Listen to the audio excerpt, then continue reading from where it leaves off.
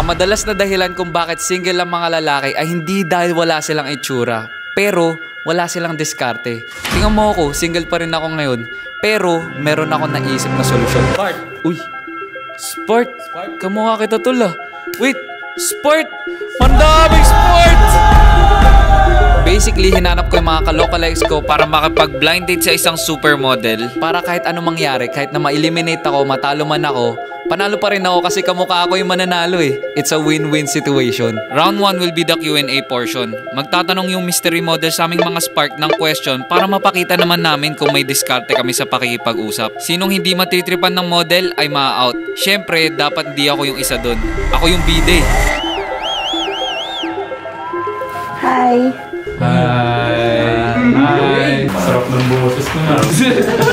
This is Aya, a TV commercial model, Viva Max artist, and FHM model. Siya yung ka-blind date namin ngayon. Sino kaya ang pipiliin niyang ka-date? May chance kaya ako manalo sa diskarte ko? Or yung mga kamukha ko yung mananalo?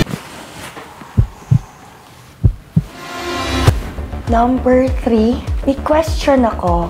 Since family-oriented ako, ano yung pinakamagandang memories mo with your family? Every time na nagsa-celebrate kami ng birthday ng bawat isa, sineselebrate mo yung panibagong buhay na binigay ni Lord sa'yo. Lupit! Siyempre, matik yun.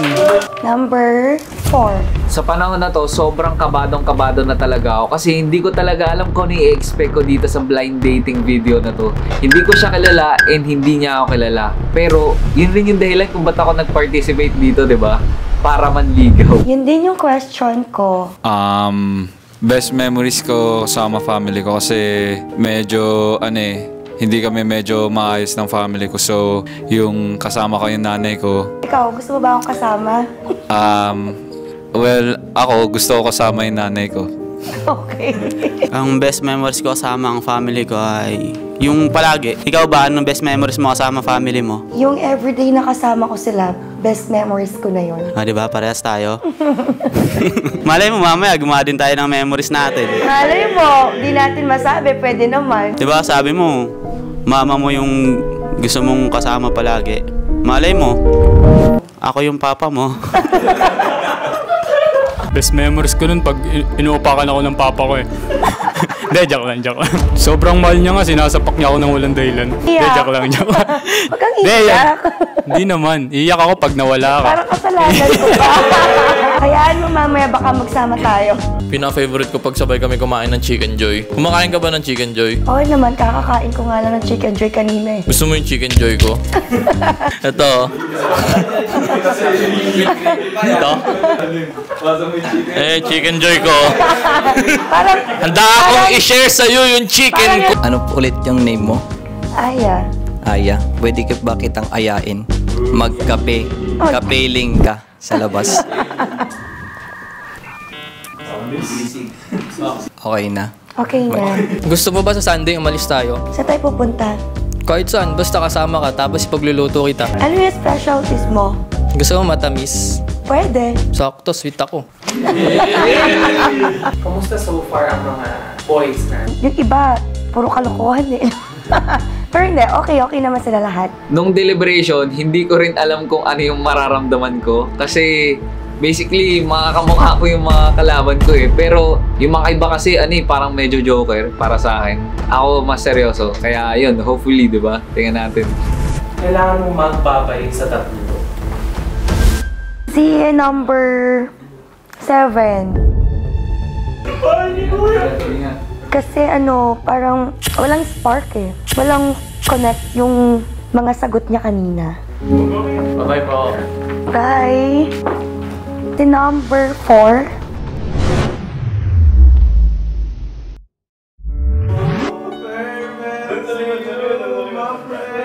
Kasi parang di niya kakayanin, masyado siya mabait eh.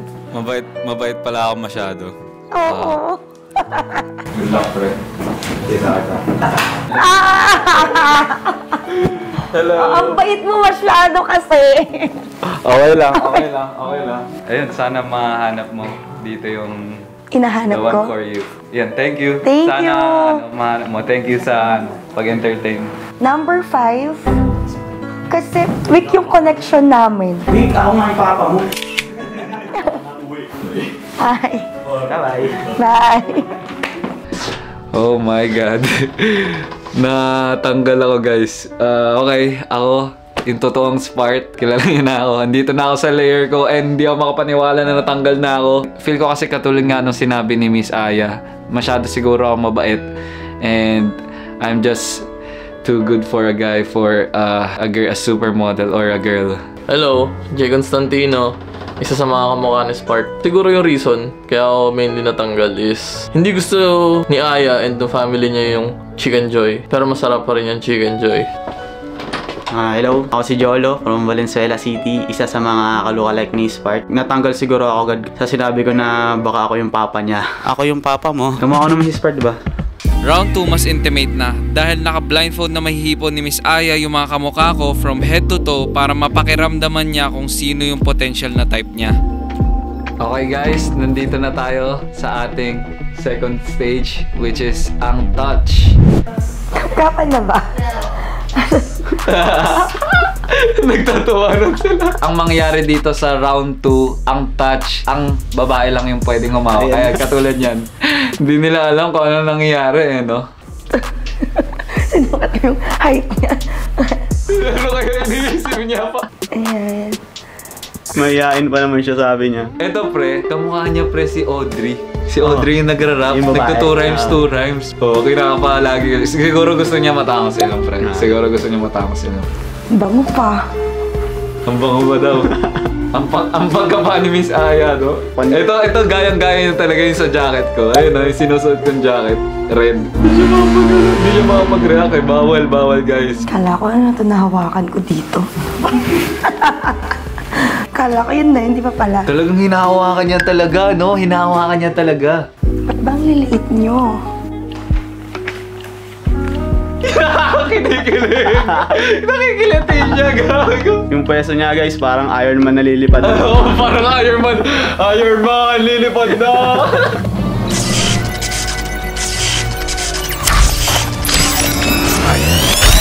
Okay, tapos na. Tapos na yung level 2, guys. Tingnan natin kung sino yung eliminate ni Miss Aya.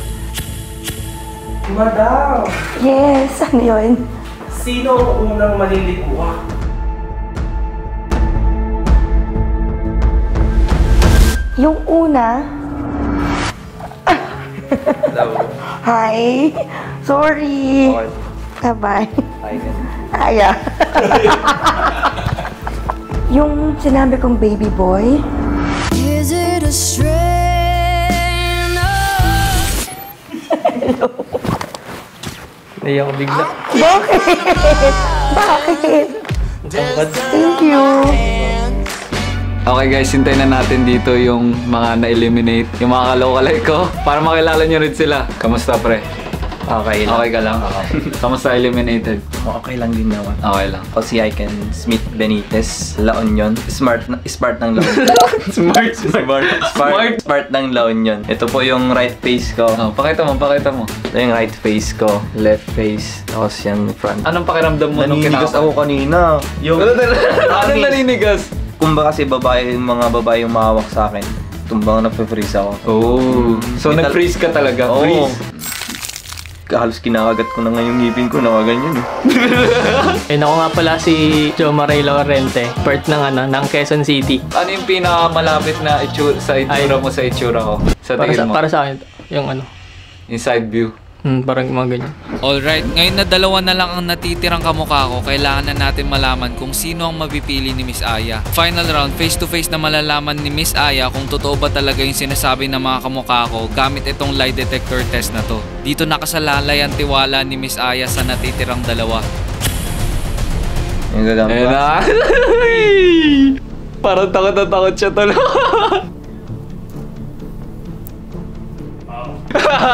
Yung reaction niya agad eh. Wow. Kamusta? Nag-enjoy ako. Dari. Aya. Ayun, may question ako. Okay. Ducks or jutes? Youths. Siyempre, Dax. Siyempre, Dax. Parang kinakabahan ka. Pwede naman kasi, legit check eh. Legit check ha. Legit check ha. Legit. Lie, it's a lie. Totoo? Sabi mo, ducks. Bakit Jutes? Bakit juice? Sabi niya, bakit juice? Bakit? Oh, syempre, legit check tayo. Hindi, wala naman kasi sa size. Nasaan? Sa performance. Nasa performance level. So, ito na. Ngayon, next question ako sa'yo. Takot ka ba sa commitment? No. Oo eh. Tingnan natin, pre. Makikita natin dito kung honest eh. Bakit ka takot sa commitment? Takot ako maloko ulit eh. Buti hindi ka takot sa commitment. Siyempre naman, hindi naman ako bata parang takot. I mean, wala din naman siya sa age. Honest, tol. Honest. Naloko ka rin? Ano yun? It's a tie? So, baka tayo meant to be. Balay mo naman. Pero for me is, kailangan mo is maging straightforward ka. Nakakatakot, no? Nakakatakot magtiwala. Pero masarap magmahal. Pero nakakatakot magtiwala. Hindi nakakatakot magtiwala. Nakakatakot masaktan ulit. Omsim! Masakit! Masakit eh! Actually, pag kasi nag-commit ka sa isang tao, dapat 100% talaga. Dapat mag-commit ka dun sa taong sure. Oh. So, last question ko sa'yo. 5 years from now, nakikita mo ba ako nakasama mo? I don't know. Hindi. Kasi hindi ako yung tipo ng tao na mag-sugarcoat ng bagay-bagay just to make you want me. Totoo lang, no? So, doon lang tayo sa realistic. Parang seryoso to ah. Parang seryoso, pre ah. Hindi, ayaw mo mong kasama. Parang kinakabahan ka. Uy, tama ulit. Mali na naman. Mali na naman, Audrey! Bakit hindi? May makikita ka pang mas okay kaysa sa akin.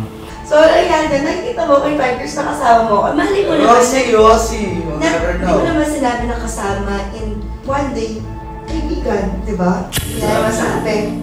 Malay mo magbaga tayo isang araw, sa isang pagkakataon, sa isang lugar, mag-meet ulit tayo. Alam mo naman paglaro yung tadhana minsan. Oo, kagaya na, hindi ko naman expect na mapupunta ako ngayon.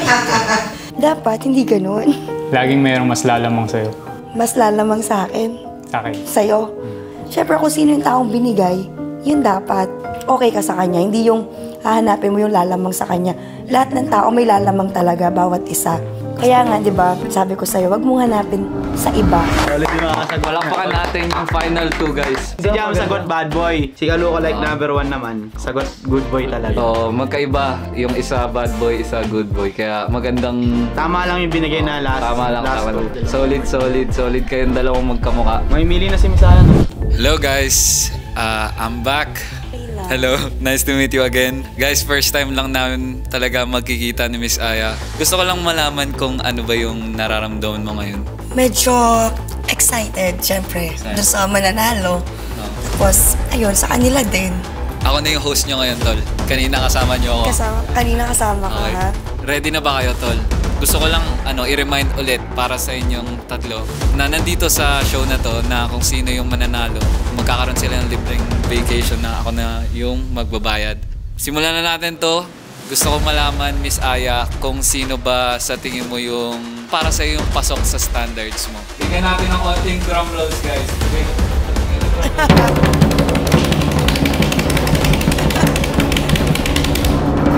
Panalo para sa akin. Siya, talaga.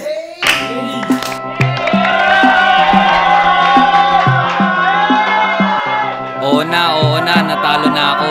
Pero okay lang. At the end of the day, kahit natalo ako, hindi naman ibig sabihin na mahina agad ako dumiskarte. Pero na-realize ko lang na baka hindi lang ako yung para sa kanya. Mas naniniwala ako ngayon na may tamang taong nakahanda para sa atin. Kaya sa mga matatagal ng single dyan na lalaki, itabi nyo na, ako na mauuna.